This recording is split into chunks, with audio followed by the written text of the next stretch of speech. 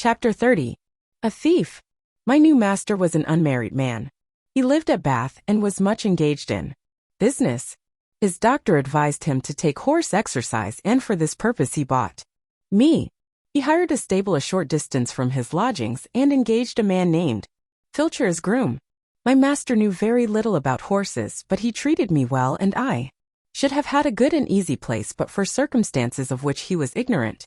He ordered the best hay with plenty of oats, crushed beans, and bran with vetches or rye grass as the man might think needful. I heard the master give the order, so I knew there was plenty of good food, and I thought I was well off. For a few days all went on well. I found that my groom understood his business. He kept the stable clean and airy, and he groomed me thoroughly, and was never otherwise than gentle. He had been an hostler in one of the great hotels in Bath. He had given that up, and now cultivated fruit and vegetables for the market, and his wife bred and fattened poultry and rabbits for sale. After a while it seemed to me that my oats came very short. I had the beans, but bran was mixed with them instead of oats, of which there were very few, certainly not more than a quarter of what there should have been. In 2 or 3 weeks this began to tell upon my strength and spirits. The grass food, though very good, was not the thing to keep up my condition without corn. However, I could not complain, nor make known my wants. So it went on for about 2 months, and I wondered that my master did not see that something was the matter. However, one afternoon he rode out into the country to see a friend of his, a gentleman farmer who lived on the road to Wells. This gentleman had a very quick eye for horses, and after he had welcomed his friend he said, casting his eye over me, "It seems to me, Barry, that your horse does not look so well as he did when you first had him. Has he been well?" "Yes, I believe so," said my master, "but he is not nearly so lively as he was. My groom tells me that horses are always dull and weak in the autumn, and that I must expect it." "Autumn, fiddlesticks," said the farmer. "Why, this is only August, and with your light work and good food he ought not to go down like this, even if it was autumn. How do you feed him?" My master told him. The other shook his head slowly and began to feel me over. "I can't say who eats your corn, my dear fellow, but I am much mistaken if your horse gets it. Have you ridden very fast?"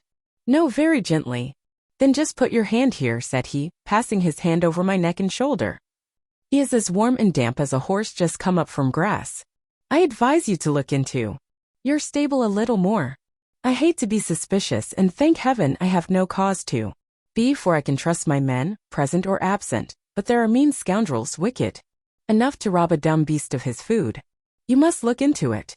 And turning to his man, who had come to take me, "Give this horse a right good feed of bruised oats, and don't stint him." 70 dumb beasts. Yes, we are, but if I could have spoken I could have told my master where his oats went to. My groom used to come every morning about 6 o'clock, and with him a little boy, who always had a covered basket with him.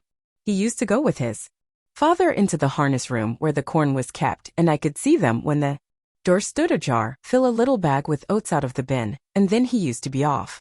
5 or 6 mornings after this, just as the boy had left the stable, the door was pushed open, and a policeman walked in, holding the child tight by the arm. Another policeman followed and locked the door on the inside, saying, "Show me the place where your father keeps his rabbit's food." The boy looked very frightened and began to cry, but there was no escape, and he led the way to the corn bin. Here the policeman found another empty bag like that which was found full of oats in the boy's basket. Filcher was cleaning my feet at the time, but they soon saw him, and though he blustered a good deal, they walked him off to the lockup, and his boy with him.